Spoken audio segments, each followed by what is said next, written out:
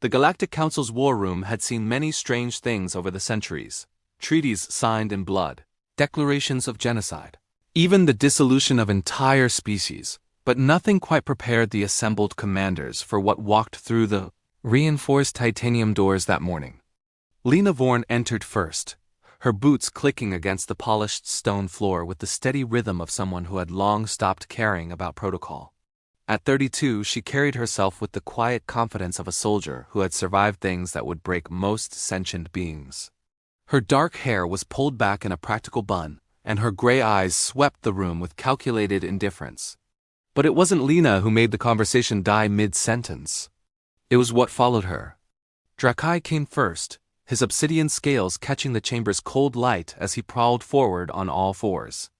Even as a cub barely 3 cycles old, the Vrexian predator stood chest-high to most of the council members.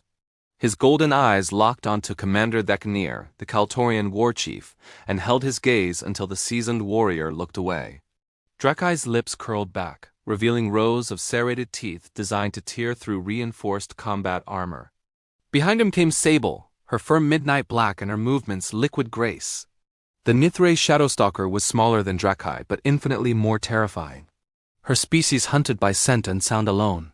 Having evolved in the lightless caves of Nith 7, the commanders could hear her claws retractable, diamond hard clicking softly as she walked. Then Razor, the Krell Spinevolf, whose neural spikes bristled along his back with barely contained aggression. His species was classified as a Class 5 apex predator, forbidden from export off their death world. Somehow impossibly, he sat when Lena stopped walking, his haunches coiled like loaded springs. Last came Little Ghost, the Phantus cub who shimmered in and out of visibility as she walked. Even the commanders with enhanced visual spectrums struggled to track her movement. She was the size of a large dog, but had been known to phase through solid matter when frightened or hunting. What is the meaning of this? High Commander Zorth finally found his voice. The Arcturian's 4 arms gestured in disbelief. Those are unregistered predator species, on a station with 70,000 souls. Lena stopped in the center of the chamber, her team forming a loose semicircle around her. You asked for my report on the frontier incursion, Commander. They're part of it. That is not a report. Commander Theknir slammed his fist on the tactical display. That is a menagerie of death. Those creatures should be in containment, not... Drakai's growl cut through the protest like a plasma blade through flesh. It was a low, resonating sound that made the station's structural supports vibrate. Several commanders reached for their sidearms. Easy, Drak, Lena said softly, not even looking at him. The Vrexian cub settled immediately, though his eyes never left Theknir. How? Zorth leaned forward. How are you doing that? That's what I'm here to explain. Lena pulled up a holographic display. 3 months ago, I was the sole survivor of the 47th Recon Unit. We were investigating why the Kreth Swarm was bypassing Frontier Station Sigma 7. Every species they've encountered, they've consumed. Every world stripped to bedrock. But they went around Sigma 7 like it was radioactive. The commanders exchanged glances. They all knew the story. The 47th had been declared lost with all hands. Turns out Sigma 7 sits on a convergence of breeding grounds. For these guys, Lena gestured to her team. And their parents. The Kreth Swarm are predators, yes. But they're prey animals compared to what lives on those worlds. When the swarm's forward scouts encountered a mated pair of Rexians protecting their nest, She pulled up footage. The council chamber went silent again. The video showed carnage on a scale that defied description. A single adult Vrexian, easily 12 meters long, tearing through Kreth warriors like they were made of paper. The swarm's acid blood that melted through starship hulls? The Vrexian scales drank it like water, their plasma weapons.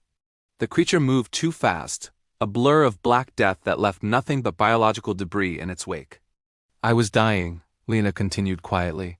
Kreth poison in my bloodstream. I'd crawled into a cave system to at least die somewhere defensible. That's where I found them. 4 nests. 4 different apex species, all using the same cave network because the geothermal vents kept their eggs warm. She looked at each of her cubs in turn, something soft entering her expression. Their parents were dead. The swarm had hit them with orbital bombardment when they realized they couldn't win on the ground. The eggs were hatching, and these little ones were about to face a cave full of Kreth warriors searching for survivors. You double quotes Commander Yilla, the only other human on the council, spoke for the first time. You raised them? I kept them alive. There's a difference. Lena pulled up more files. Humans are persistence hunters, commanders. We're not the strongest, fastest, or most deadly. But we're pack animals. We understand cooperation, hierarchy, family. Drakai made a sound, something between a growl and a purr, and pressed his massive head against Lena's leg. She rested her hand on his scales. These species? They're all apex predators on their respective worlds. They don't cooperate. They don't form packs. They certainly don't take orders. Lena's smile was sharp. But they imprint. And when something feeds you, protects you, teaches you to hunt when you're vulnerable, that thing becomes pack. Becomes family. This is insane, Lekaner breathed. Even if what you say is true, they're cubs now. In 2 cycles, they'll be fully grown. They'll turn on you. It's basic predator biology.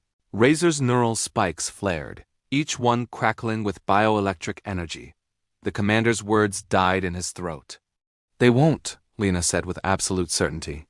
Because I'm not trying to dominate them. I'm not their master. I'm their pack leader. There's a difference that most species never understand. She looked directly at Zorith. Humans spend 10,000 years turning wolves into dogs, predatory cats into companions, horses into partners. We don't conquer nature. We befriend it. She pulled up tactical data. The Kreth swarm is still coming. They've bypassed Sigma 7, but they're heading for the core worlds. Your fleets have slowed them, but you can't stop them. You need an edge. Lena gestured, and Ghost shimmered fully into view for the first time.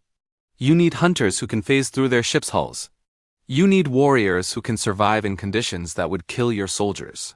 You need predators who understand that sometimes the scariest thing in the universe... Drakai, Sable, Razor, and Ghost all looked at her. Golden eyes and silver eyes and eyes that seemed to see into different dimensions. Is a human who refuses to die alone. The chamber was silent for a long moment. Then High Commander Zorith began to laugh, a deep, rumbling sound that spoke of both terror and hope. How many? He finally asked. How many what?